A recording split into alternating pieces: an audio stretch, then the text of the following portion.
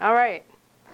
Okay, well, I have a lot to cover in this next period of time, and you are also going to be, this is designed to be a very interactive session, so you're going to be actually getting up, you're going to be talking in small groups, you're going to be shouting out. If you have a question that I cannot answer tonight because of time, because there are a lot of you and probably a lot of questions, I have put some index cards, just plain index cards up here. You guys are going to be getting up soon and being at these boards, so you can take one and just write your email address on it, what your question is, and I'll get back to you. So that's that. And then I also have a limited number of these cards that I created, tips cards on 7 tips for engaging people during hybrid meetings. You know, those difficult meetings where some are in a room and some are out there. And then 7 tips for keeping people engaged virtually. And then I have cards up here too. So these are here if you want one. So my background, quickly, this is my, is it silver anniversary? What is the 25th? Silver? My silver anniversary of Guided Insights. So I've been working with, and in that time, almost the entire time has been specializing in working with virtual teams. Teams, when I say virtual, by the way, I mean geographically distributed, where at least, even if only one person is somewhere out there, to me, that's a distributed or virtual team. So I tend to use and remote teams. So I tend to use those 3 terms interchangeably. So when I say virtual team, it's really a real team. It isn't a fake team. And a lot of people see virtual teams as, well, they're not a real team. No, these are real teams. They're just distributed. And I work with a lot of IT folks, a lot of high-tech companies, but I also work for National Park Service, IBM, nonprofits, partners, Children's Hospital, like all kinds of companies. Most of the companies and organizations I work with are global in nature. They either do business globally or the team composition is multicultural. So tonight, I'm going to focus on the nexus of teams that are distributed and teams that have multicultural components, regardless of where people are. So that is the focus tonight. It's about how do you build trust, build relationships across the team and between the team leader and each person on the team. So that's the focus for this evening. So I'm going to ask you to you can turn to people behind you, but groups of 4 or 5 people, and I'm just going to ask you for about literally 5 minutes or less. Answer the question amongst yourselves, what makes it so hard to build trust on a team that's geographically distributed and comprises different cultures, different national cultures, by the way. I mean, there's a lot to say about different functional cultures and organizational cultures and agile culture and waterfall culture. I mean national cultures now. So if you could just turn to a couple people around you, and the question is, why is it so hard? And just if someone could jot down the answers, and I'm just going to ask for some quick shout-outs.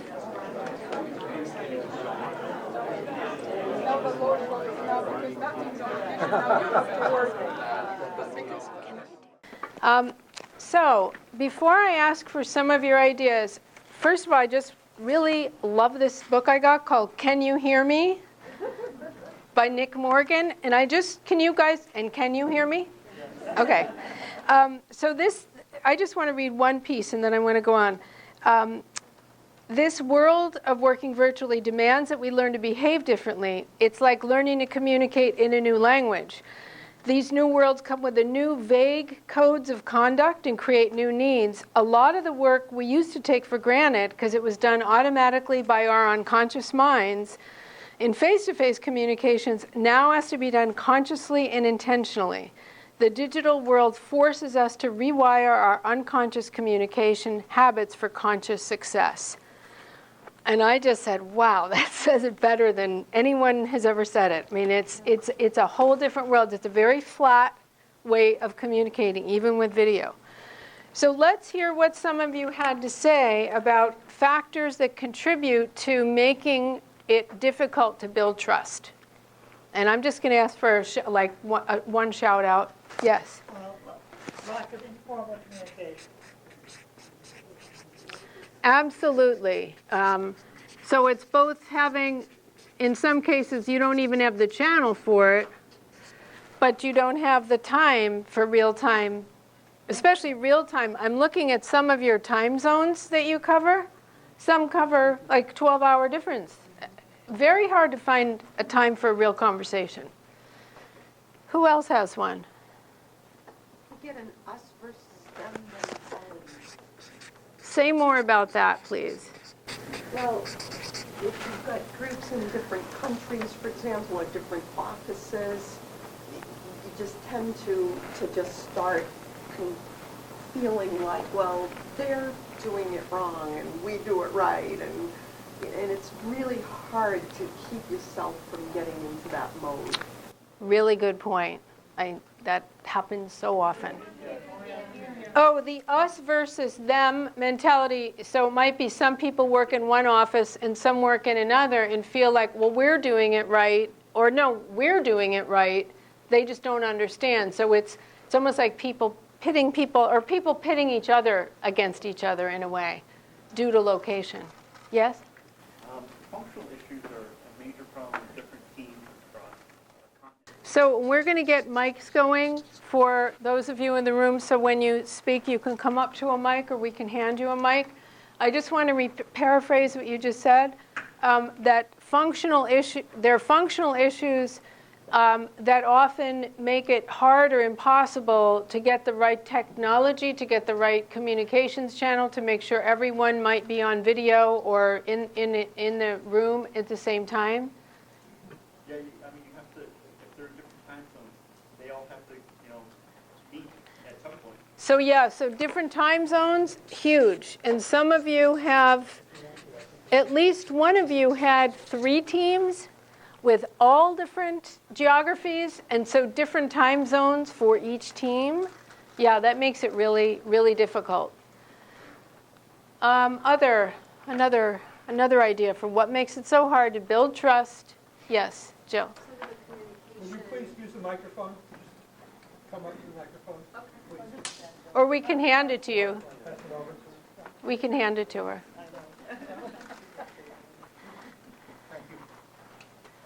Thanks. You talked about some of the communication issues in terms of understanding the language, speaking clearly, being understood.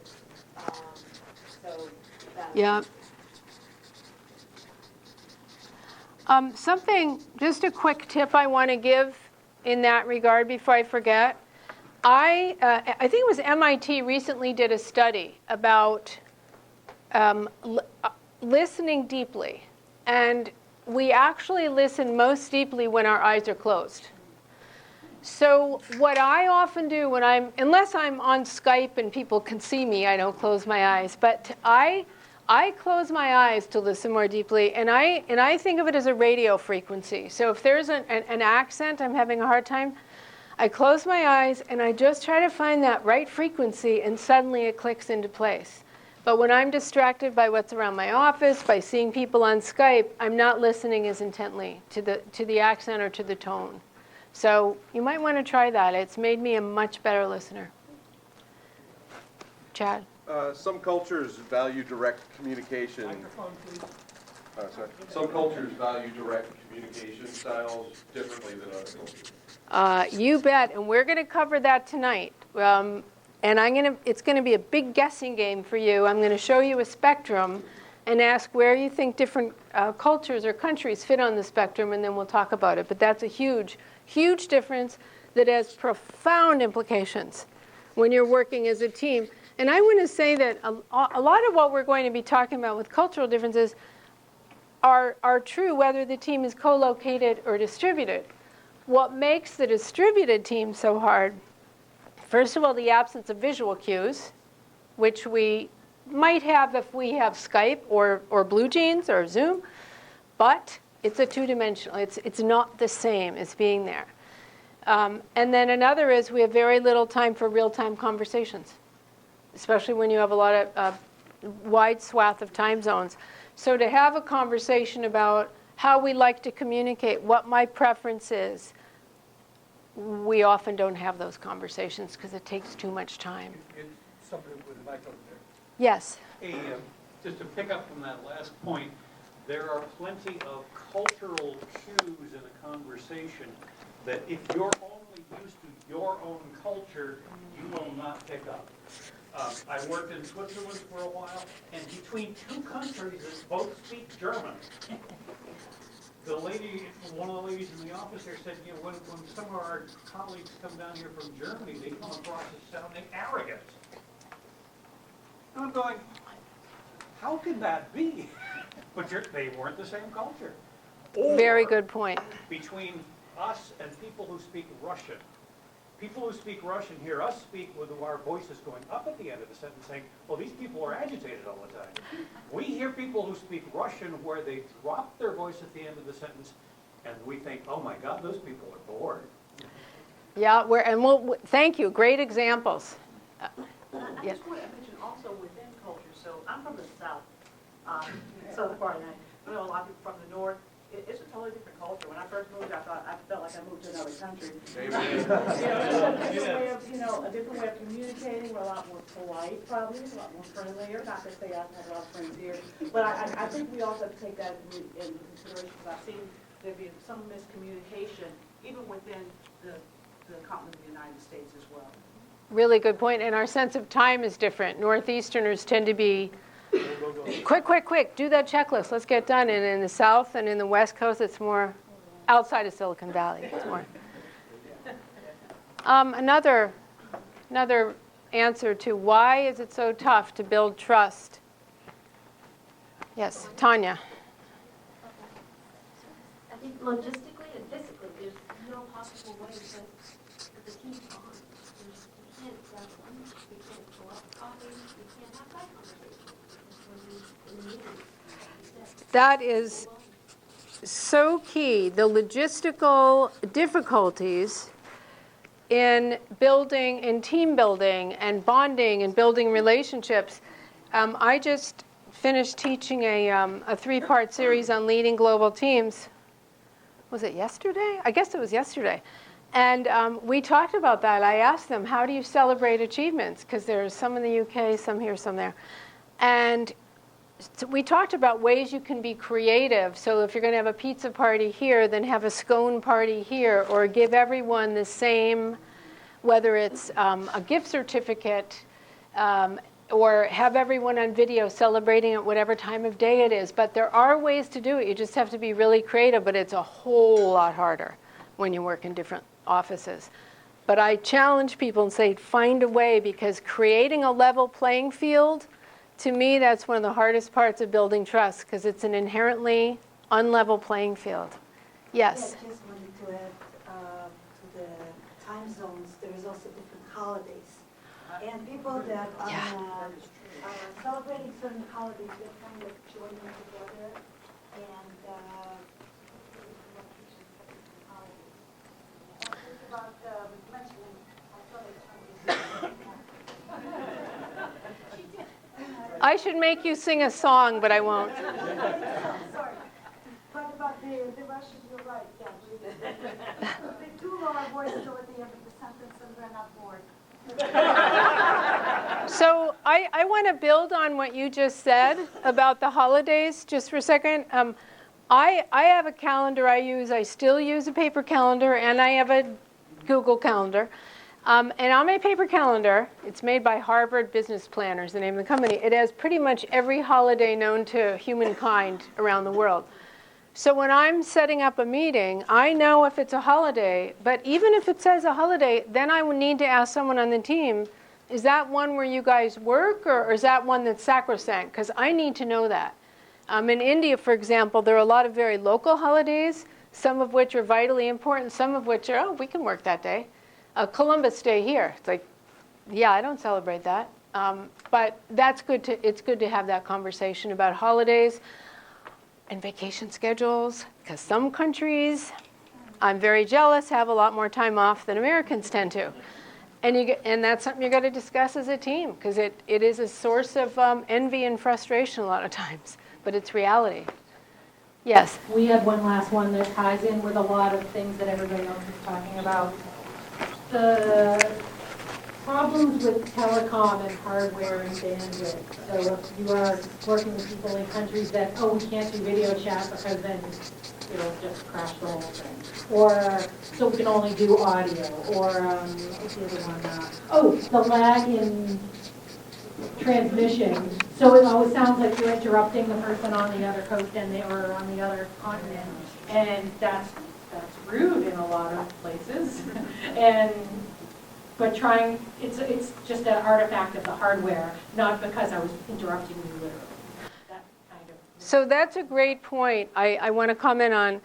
I think I mentioned before creating a level playing field. And to me, that's something whether you're a team member or a team leader, think about ways you can make sure everyone feels like they can contribute absolutely fully to the value in meeting shared goals, or to the value of, or contribute fully in meeting goals.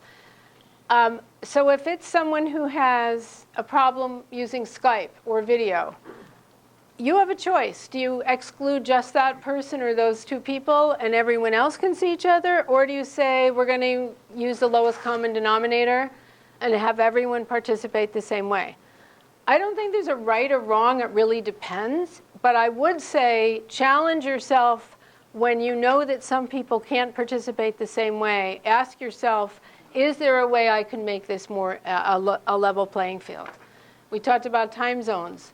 Is it really fair that people in Asia Pacific have to participate at midnight and people in the East Coast get to participate at 10 in the morning their time? Maybe rotate the inconvenience once in a while. Just show people that we're all part of this and we all have to go through this sometimes. Let's take two more and then I'm going to have you guys come up to the board. Any others?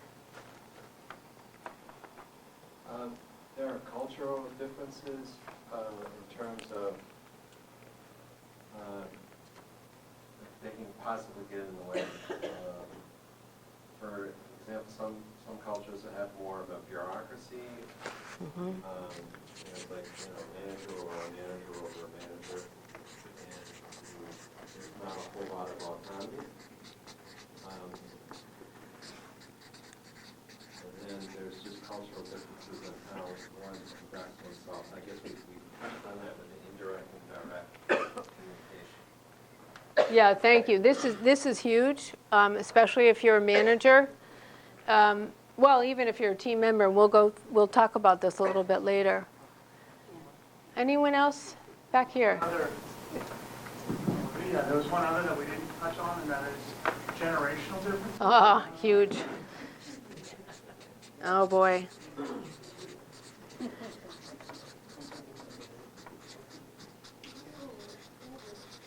I'm glad you brought that up because in terms of cultural differences, let's see, I've been doing cross-cultural training for, I'd say, 25 years. When I first started with American, French, and German were my primary, things have changed so much in our country and in their countries that I find that a lot of the differences, a lot of kind of the old style, especially in terms of bureaucracy, hierarchy, have really started to melt away with the newer generations.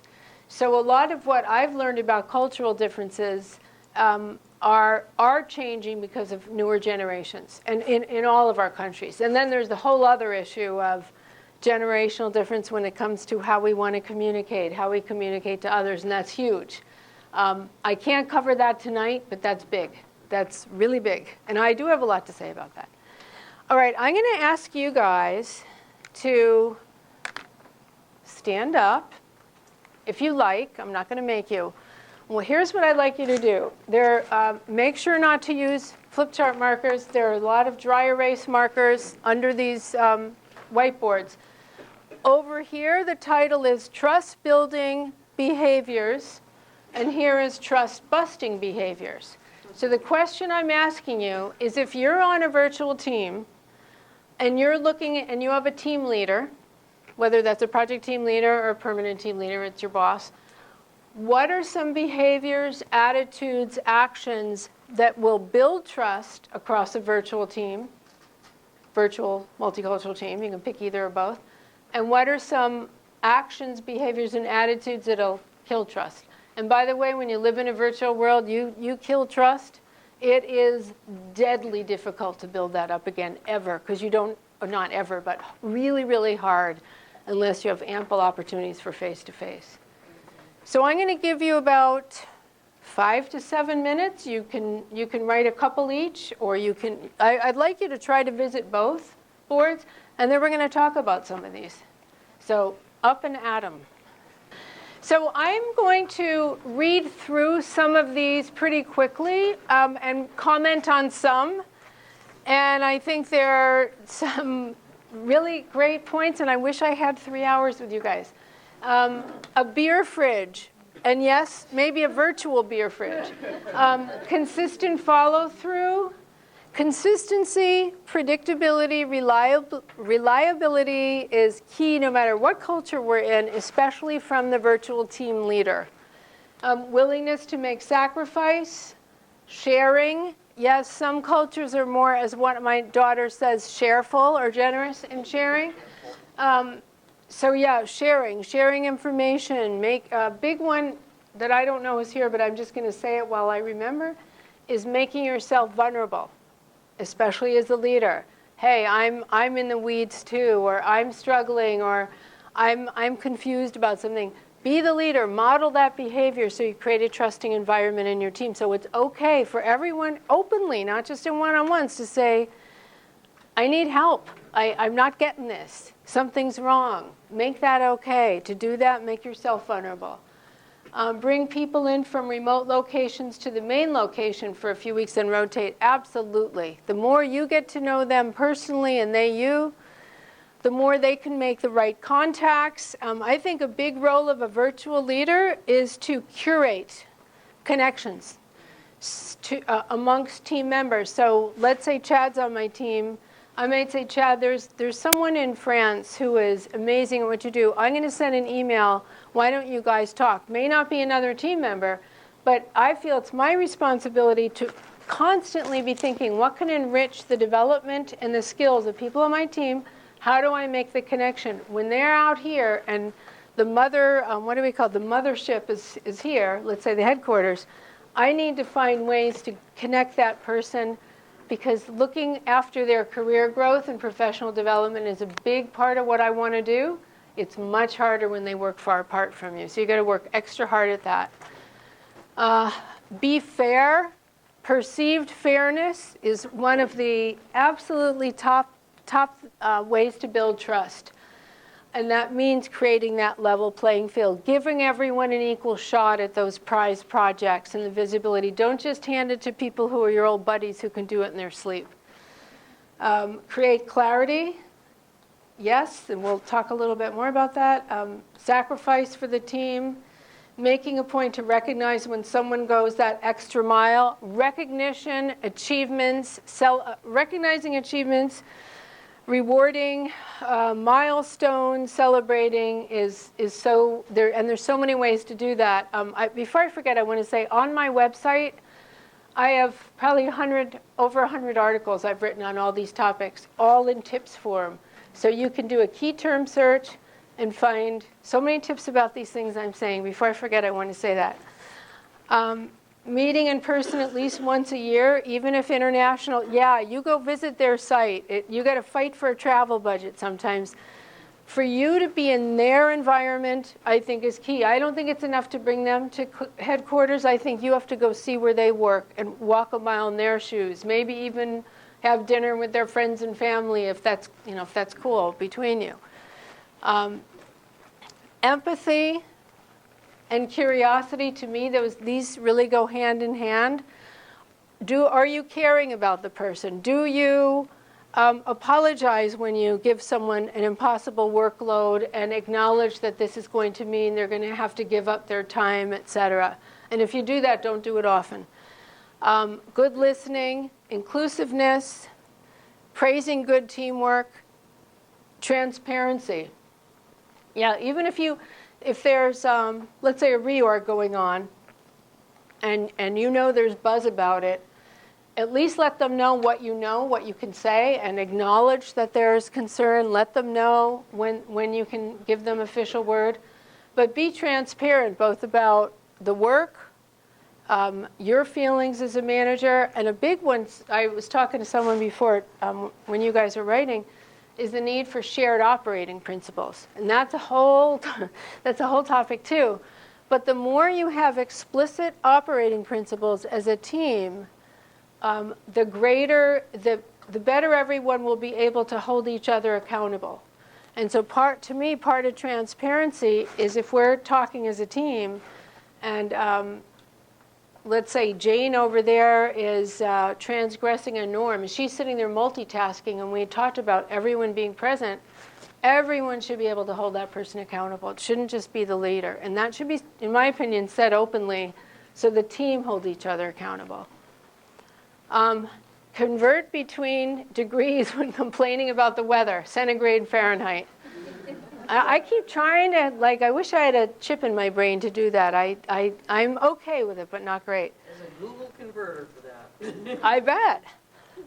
Sharing personal information. Yeah, I think the leader can start with this and share what you feel comfortable sharing. Something I like to suggest, I think of as like a fun facts to know and tell sheet that each team member can fill out, and you decide what you want to say. Languages spoken, special gifts that aren't obvious, favorite places to visit, communication preferences. If you use like a DISC or a Myers-Briggs profile, my profile, that really helps people get to know each other very quickly. And then when new team members come on board, it's like this instant knowledge of everyone on the team. That can take months and months and months to learn that from each other if you don't plan that when you work virtually. How would you ever know that you and I both love cross-country skiing? So find ways to make connections. Personal information does depend on the culture and how comfortable someone is, but there's certain kind of personal information that, like pets, things like that. Taking an interest in getting to know people, absolutely. Fun icebreaker activities, yes, and it's very possible to do that virtually. And on my site, I think I have a PDF file, a PDF document on brainstorming virtually, but you might have some too. One thing I do, I got to check my time. I got to make sure I'm not talking too much. All right. One thing I do is I ask a question, a non-intrusive question as people are getting on a call. Like, what's your favorite thing about October? Or what could you see, if you could see outside your closest window, what would I see? So just give a little question. One of my favorite questions is, what's the best book you've read in the last 6 months? Because I love to read and I get ideas, but they get ideas too. Let everyone be heard, actively inviting input. Joke and have fun together. It takes a while to get to know senses of humor when you work virtually. And boy, different cultures have different senses of humor too. Snack exchanges.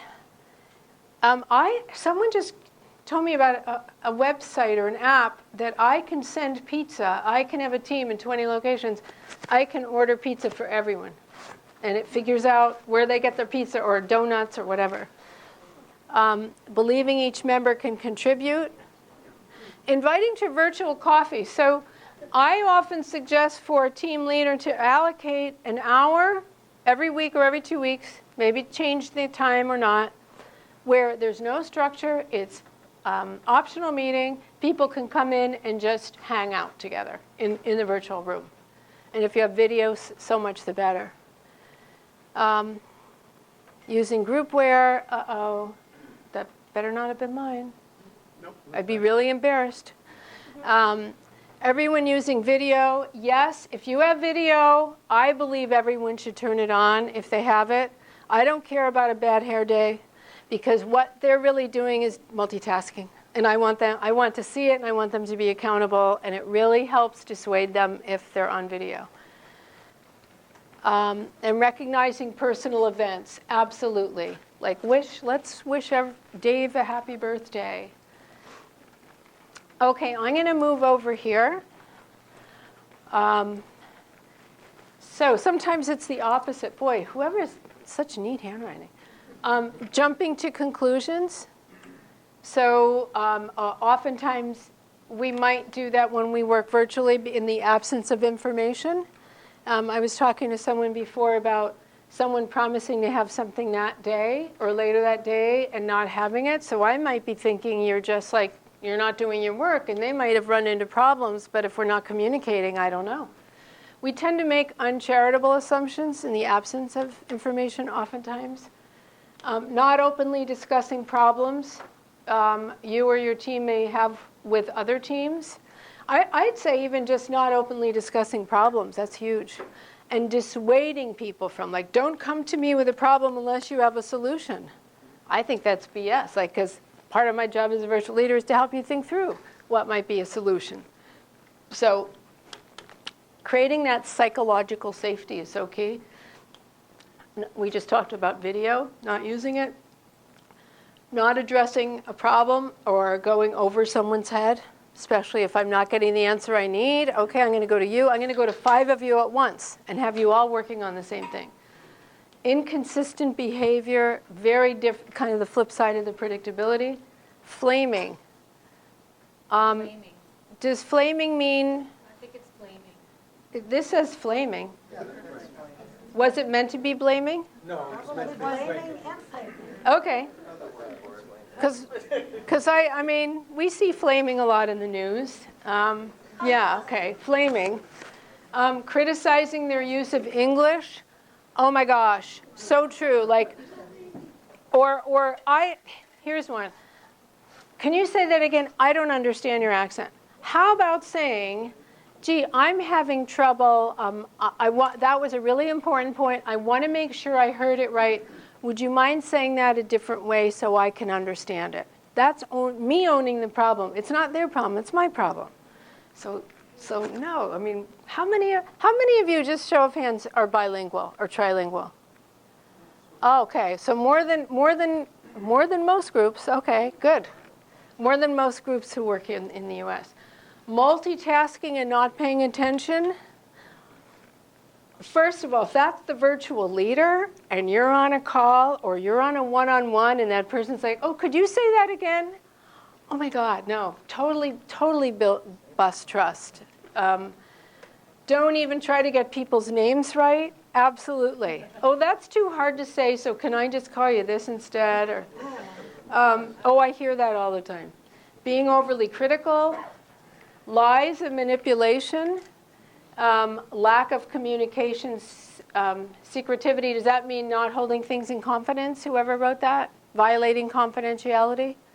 Because that's a big one.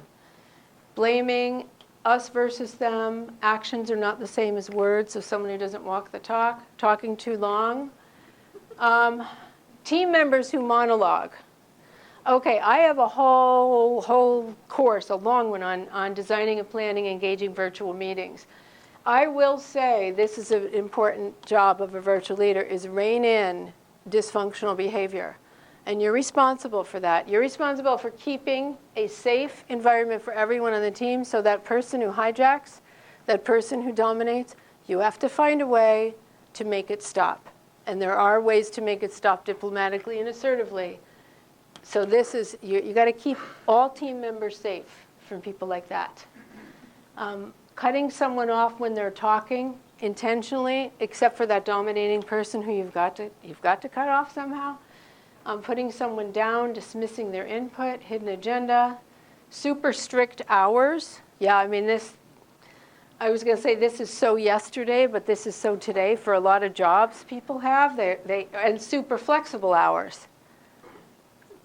Yeah, and if some colleagues say, oh, wait, I thought you were going to be no, I'm working from home. It's like, yeah, but you're not there when I need you. Have a conversation in that fact sheet I gave you, that fun fact sheet to know and tell. General working hours, really important for virtual teams. Too many calendar changes, making decisions outside of group meetings. And the worst to me is when you pretend to give people input and everyone thinks their voices were heard and they've influenced the outcome. And then a different decision is made, no one knows why. So try getting their input again. Probably won't. Hidden agendas, not listening. Command and control really doesn't work well in the virtual world or across cultures. Not involving team in decision making. Not getting invited. What could someone just say what this was? Who said not getting invited? Yes. Not getting sent a meeting. Oh, okay. Not getting. Okay. So being excluded from a meeting. Out of sight, out of mind. Out of sight, out of mind is so true if you're not careful. Absolutely. So yeah, not getting invited. So if you are thoughtfully excluding people because let's say you want to make a decision and you can't do it with 14 people in a call and you want 6, because that's the magic number, by the way, for a real conversation, explain to people why you're giving them this gift of time. And so you're going to get their input in advance. You're going to vet the decision with them later. If you're going to exclude people, explain why. Many people are very grateful not to be invited to meetings, but you want to be invited. You want to know why you're not being invited, and you want to know when your voice will be heard otherwise. So I think that's really key. So that's a really quick rundown, and I think you got most of the big ones. For me, the biggest trust buster is probably that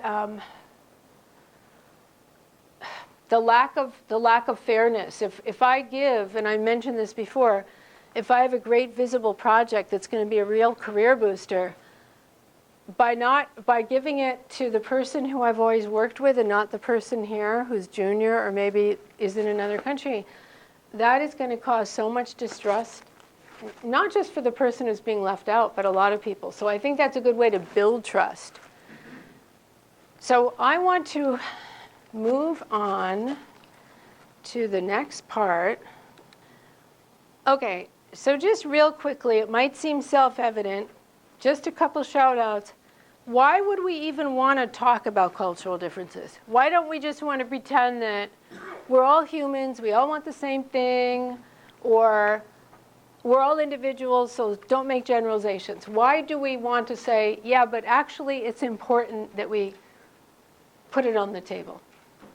When I assume something... Oh, sorry. Go ahead, Deb. To be acknowledged, to be seen, to be appreciated. To be acknowledged, to be seen, to be appreciated. For who I am, for where I'm from. Absolutely. Yes? The old classic line, when I assume something, A-S-S-U-M-E, it makes an ass out of you and. Okay. Did everyone hear that? When we assume something, it makes an ass out of you and me. And I just want to build on that. Nancy Adler, who I don't know if she's still teaching, but was a professor at University of Montreal who I've taken some courses with, she says something that's always stuck with me, and that is assume differences unless similarities are proven, rather than the opposite. And that has guided me in so many of my engagements, so much of my training, because I really think that's true. Assume, even when we all speak, let's say, English, UK, Canada, US. Oh, we're all the same. We speak the same language. Oh, my gosh, no. Were you going to say something, Phil? Only that talking about culture gives you a baseline when you're getting to know someone, as opposed to starting from zero or starting from yourself. You're starting from a baseline that's probably closer to who they are. So talking about cultures, you start with some baseline about who they are. Yeah, really important. So so let me. I'm just going to give you a quick example before I go into these slides. So this is a real life example. I do a lot of cross-cultural training, which I mentioned. This was a U.S. used to be a U.S.-owned company, and then a French company bought it. And I will say I find some of the hardest cultural problems arise when a U.S. company used to be autonomous and is bought by a company from another country. So in this case, it was it was a French-owned company. I was doing cross-cultural training. Everyone was physically in the room. It wasn't done virtually. And we were talking about team meetings. And we were talking about the importance of having principles. And the French contingent They were Parisian, by the way, which is a very different kind of French than other French. They're Parisian. It really is. And they said, well, this team leader, she talks over us. She moves right to the next agenda item. She's American. And she said, well, you guys are always talking over me. I'm trying to talk, and I hear you like buzzing. And so I'm assuming you're having some side conversation, so I'm moving on. And they said, well, if you had asked us, we tell you what we're doing is translating in our language to make sure we all understand that point before you move on. And she said, well, I didn't know that's what you were doing. I thought you were like having a side conversation. So they instantly, that moment, developed a principle that she would, I think it was like 60 or a minute or 2 minutes, she would let between every agenda item so that the folks who spoke native French could translate for each other before moving on. It worked like magic. But until they sat in the room and talked about it, I don't know if it ever would have gotten discussed. But there was a lot of resentment there about that. So most cultural differences, you might have seen the iceberg analogy, where there are a lot of visible and obvious differences, like what we speak, what we eat, how we dress. And then there's a lot of differences that we don't see. And unless we think about, for example, belief systems, values, sense of time, sense of harmony versus individuality, unless we know what they are and think about where we are, our culture is relative to someone else's, you see that, I don't know if it's a tugboat. No, I guess it's not a tugboat. That ship. Yeah, well, okay, Titanic. Yeah, it's a little bigger than a tugboat. It's going to crash because you can't see what's underneath, and it's what's underneath that's going to cause the most damage if we don't talk about it. So, here's where we're going to play a little guessing game. So I want to introduce this book. It's called The Culture Map by Erin Meyer. She's a prof at INSEAD. She is American-born. She has lived in Paris for, I want to say, 25 plus years. Her husband's Parisian. Her kids are Parisian, American. And she has done an exhaustive study of many, I want to say, over 100,000 interviews, because she's got a lot of researchers working for her.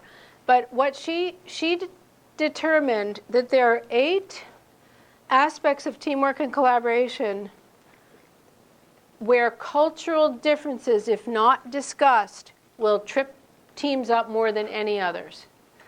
So these are the 8 she's come up with. And what's really important, I want to emphasize, it isn't enough for me to know, let's say, how Germans make decisions. It's how Americans make decisions and how Germans make decisions and where we are relative to each other. It's that cultural relativity that's so important. So I'm going to show you, I just want to do a time check. Okay, I can get through, there's some I'm going to skip. But I'm going to explain a little bit about each one. And then I'm going to ask you for some quick guesses about what countries do you think are where on this spectrum. So communicating, the key difference here, cultures mean that we like things to be, all of the messages in the words itself. We need to be explicit, clear. Messages are understood at face value. We take things very literally. Whereas a high context culture is more nuanced. How we deliver the message, our gestures, the patterns of communication, that's where the real key content is for people on the high context side. Messages are often implied. We don't have to spell things out. I get it. Just give me the pattern. So any guesses for where? I think she has probably 30 or so cultures or countries in this book, so it won't be every country on earth, but the biggest ones are here probably. So any guesses about where different cultures are? Yes? More commonly, U.S. is going to be low context. Japan is going to be high context. Good guess. Anyone else have a guess?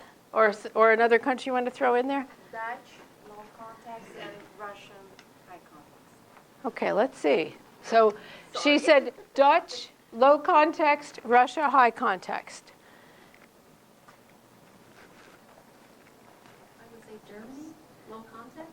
Germany, low context. England, high context. Let's see. I forget where UK is. Okay, so Germany, low context, UK, high context. Okay, let's see. I'm going to do the reveal now. All right, so US, Germany, very far over to the left. Give me the exact information. Japan, way over to the right. Where's Russia's high context? Yeah, relatively high context. France, very much so. And Dutch, Netherlands is there. Yes, and Dutch, yes. So the implications here for teams would include, like, so if I'm the American counterpart of that company I was talking about, and I just feel I want to give aching detail and be really explicit, my French colleagues might say, just give me the big picture, the pattern. Like, why are you giving us all these details?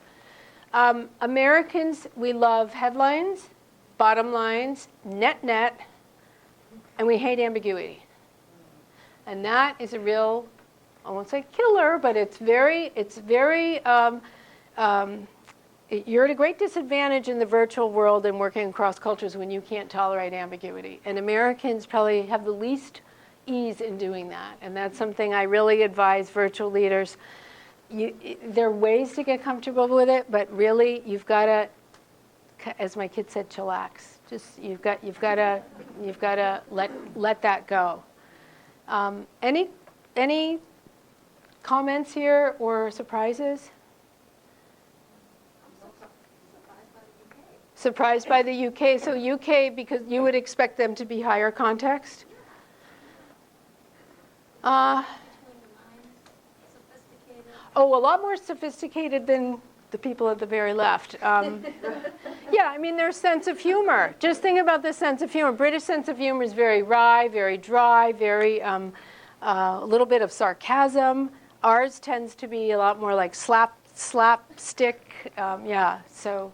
Were you going to say something? How do you learn to communicate across that gap? How do you learn to communicate across that gap? Well, here's what I suggest is, and I have this toward the end, but I'll just say, so when you pull your team together and you say, all right, we're going to have a discussion. There's some aspects of our teamwork that I think are being really affected by our cultural differences. So let's talk about communications. I noticed that Hans really wants a lot of details in the status report, and Pierre, it's driving him nuts. So let's talk a little bit about our cultures, about our respective cultures, because I think it's for team members to teach each other a little bit about norms is pretty healthy and good. And then say, so as a team, what do we want our culture to be? Do we want, for example, for status reports, to what extent do we want details for team meetings? So I think it's a discussion. I also think it takes a lot of observing of patterns, of speech patterns, to really start thinking about, okay, so now when I talk to him, or now when I talk to her, or present this, I have a much better idea because I'm really paying attention. So I think it's really observing sharply. I noticed that the English-speaking countries seem to be on the low context end of this. I wonder if you have any comments on how language is associated with. That's a great question, and there are huge implications. The Anglo languages tend to be more explicit. I can tell you why the U.S., and this was really interesting to me, we're a melting pot. At least we used to be, so hopefully we'll stay one. We're a melting pot, and people came to hear with all different languages. So to communicate, we had to find a very simple way to communicate because so many people came here. There were so many languages, whereas the more heterogeneous cultures, or homogeneous, like Japan and Korea, Chinese, there are not many people from other places. They didn't have to integrate other languages. So they tend to have more goes without saying. And then the Romance languages are somewhere in between. In her book, she talks a lot more about that, but there's a big, big correlation.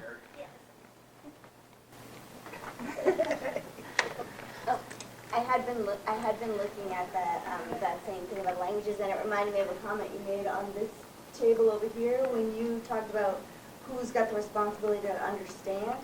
That also can vary by cultures, and it's sometimes coded in the language.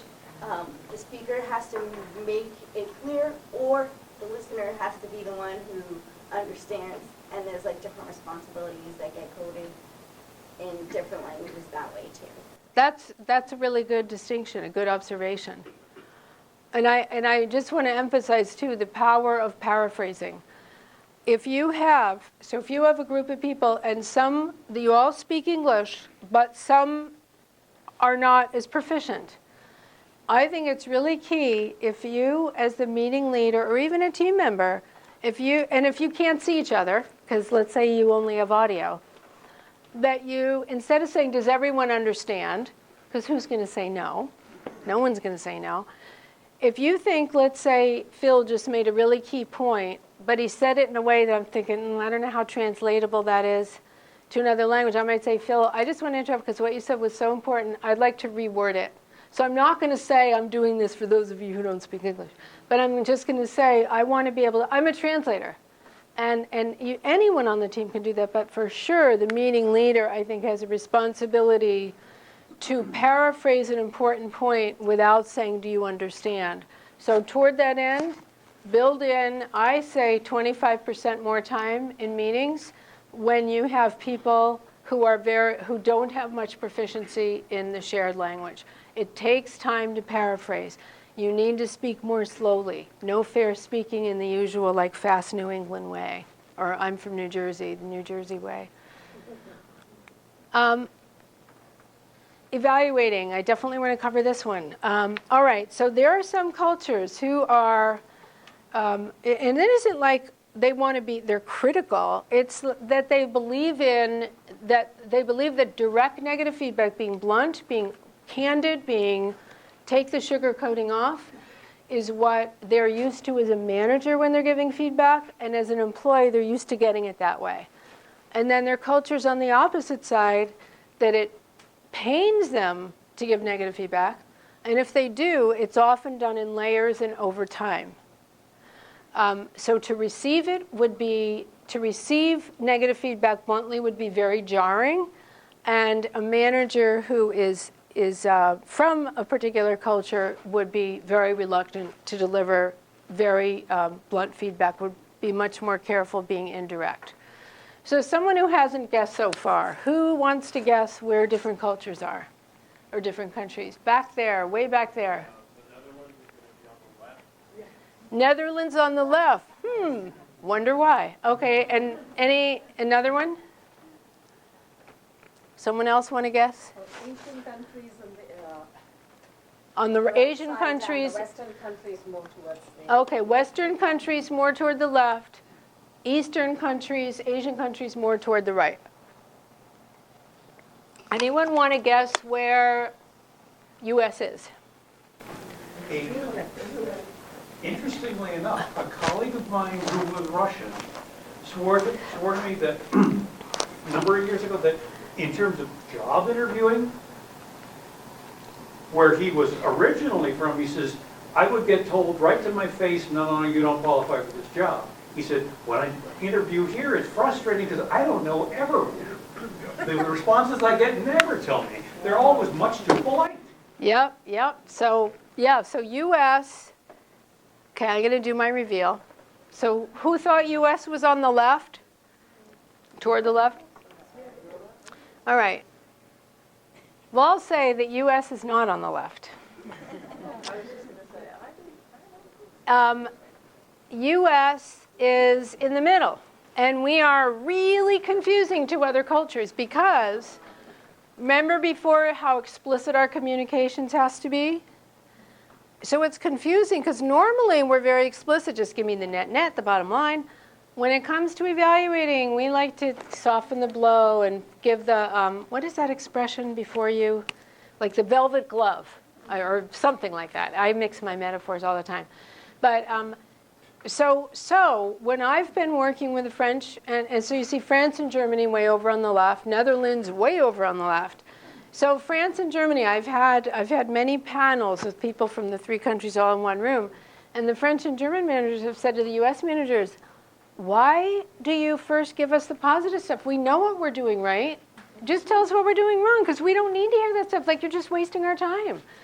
And so American managers who have employees in different cultures, I think it is vital to understand how they're going to receive what kind of feedback. Phyllis and then Dev. I want to make a point. Obviously, I live here in America, but I'm African American. So I probably would say a lot of times I would tend to be more indirect because of the African influence, Caribbean influence in my background. It's something to take into consideration. People just assume, we're all the same, we're all American, but some of us have less European influence and more African and Caribbean influence.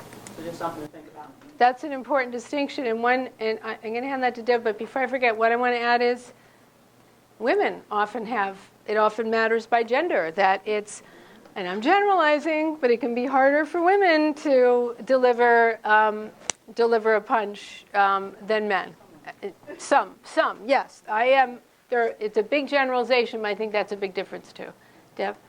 So I have worked for international global companies for about 20 years.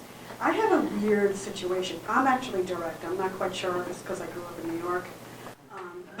That could be. And I worked for 2 German companies, got along really good with it. Here's the question. I go to these functions. I've had off-site meetings with multicultural team members. If I am going to sort of soften my speech or meet people halfway, I find, I'm going to make a generalization here, I find people on the right don't do anything. Don't do anything. They don't meet you halfway. And I'm wondering if anyone else found that to be the case, or if I'm just generalizing. I haven't found that to be the case myself. I find that when people are really curious and empathetic about each other, they will take the time to really try to understand each other's culture and meet halfway.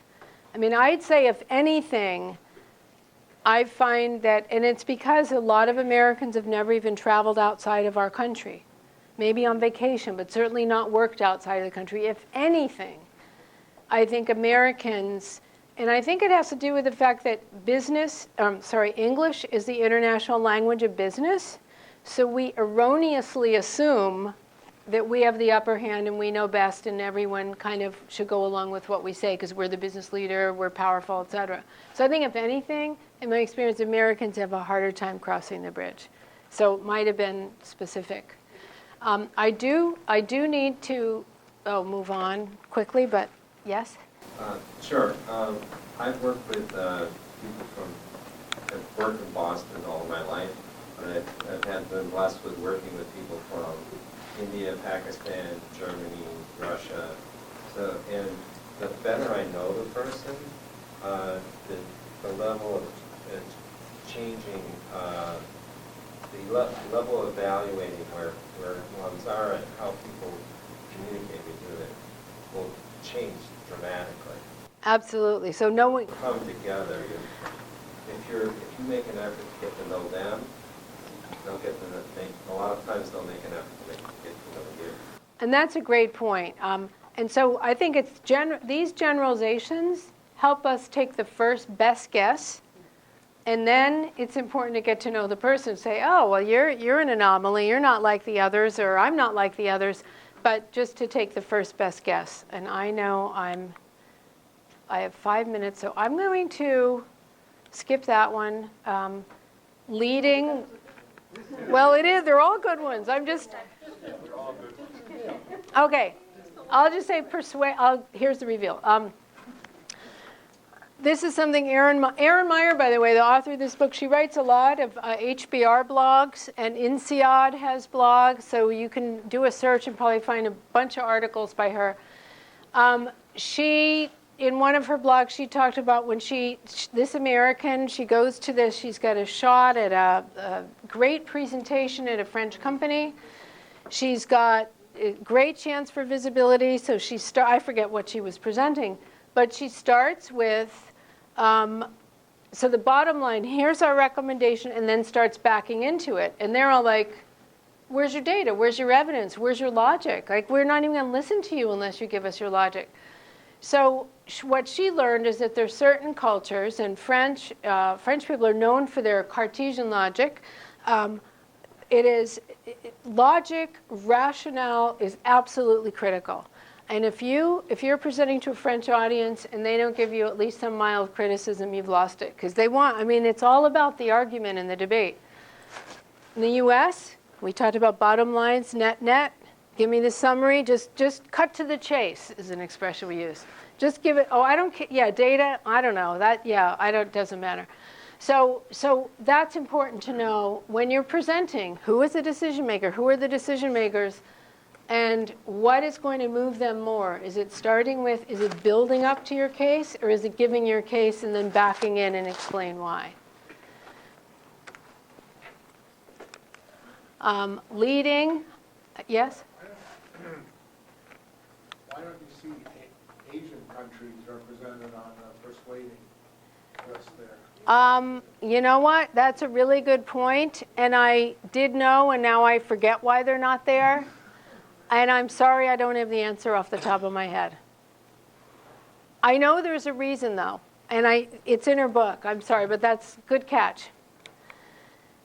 Leading, some value, egalitarian, and we're all peers. Boss goes by the first name, which is typical anyway.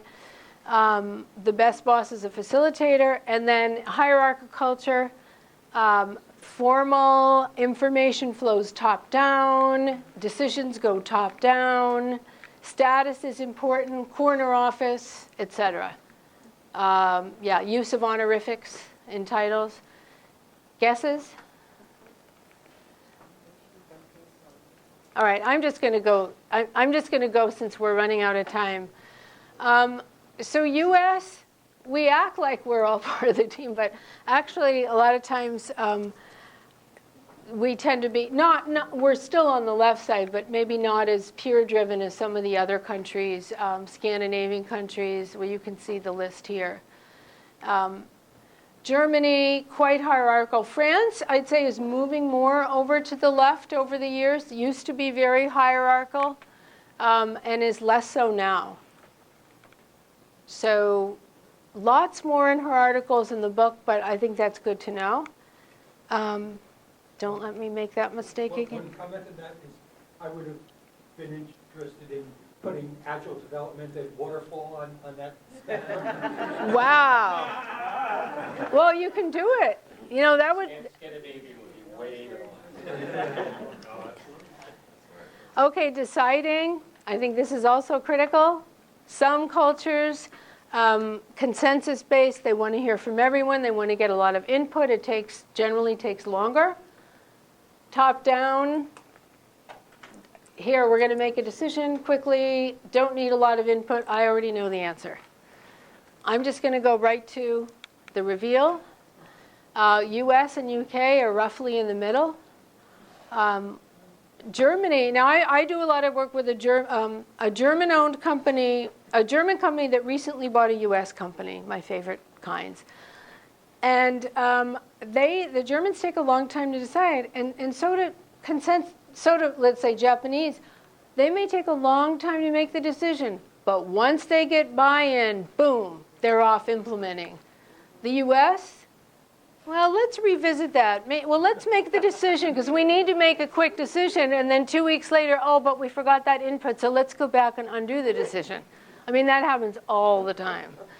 So big difference there. Yes? Just a quick observation, I guess, the fact that I assumed initially that the leading and deciding, they was going to match pretty tightly together, but the big outlier that jumped out to me big on the consensual deciding, yet very hierarchical leadership. So I was wondering if you have any 30 seconds on that, since I know that you're trying to keep things moving. I do know they're an outlier. The U.S. is somewhat of an outlier, and I can only say that what I know about the Japanese culture is it really values harmony way over the individual, and so to make sure everyone is fine with something, they're still a very pronounced leader, but they want to make sure there's harmony within the group.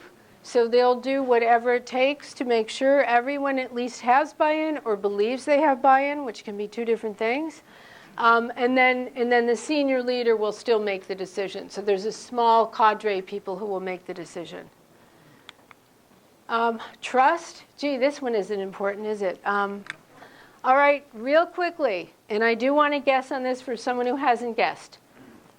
There are some cultures that assign trust based on, did you do it? Did you deliver? Did you do it on time? Did you say what you do? And there's some that very much build trust first by the relationships. Do we know each other? Maybe we don't have drinks because we live 2-3 time zones away, but do I know about you? Have we talked? Do we have something in common? If yes, then let's work together. The other, it's let's work together and then we'll decide if we want to build trust. Guesses from someone who hasn't guessed? Yes? Middle East would be relationship-based. Middle East relationship-based. France is relationship-based. France relationship-based. One more guess before I do a reveal. Back here. U.S. task-based? You couldn't get more task-based if you tried. Yeah, U.S. It's all about the task, and I do a lot of work with U.S. and Indian teams, and boy, has this slide opened their eyes. And there's a lot to talk about here, but yeah, trusting, disagreeing. I'm pretty much out, so I just want to say there is disagreeing here. You will have access to these slides, right? Will they or not? Yes. Or is that? They'll be on the website. Yes.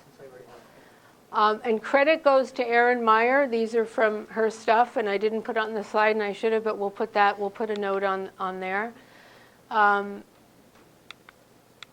Yeah, okay, so scheduling, big difference, not just about scheduling vacations, but how quickly we move, whether we can tolerate working out of sync, or do we need to work in sequence? Big difference. All right, let's see. I think I covered everything here for we covered it in talking through. And we covered that. So just finally on building a level playing field, I talked about doling out coveted projects evenly. Think about shifting the roles from time to time. Maybe someone is the host for the next team meeting, or someone creates the agenda, or someone is the liaison to that stakeholder group where you can get a lot of visibility. And then the hard one for some is, if you have a bunch of people here and other people there, try holding the meeting the same way for everyone. Get everyone out of the conference room and everyone participate the same way. That really helps create a level playing field. When you have a knot of people in the room, for so many reasons, it's very difficult dynamics.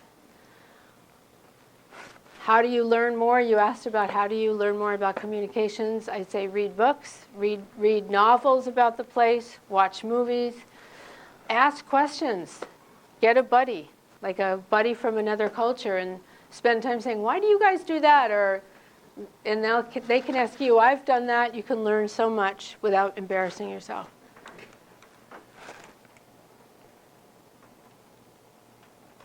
And yeah, I just want to end with, have the conversation. Start somewhere, pick somewhere, but talk about your cultural differences. Don't pretend they don't exist. Don't ignore them. That's what makes your team you, and as Dev said, that's what honors everyone on the team. Talk about it. All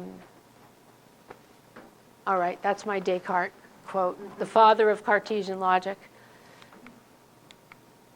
And my cards, some cards are here, some cards are here on my website. You can find lots more. Okay, Jerry.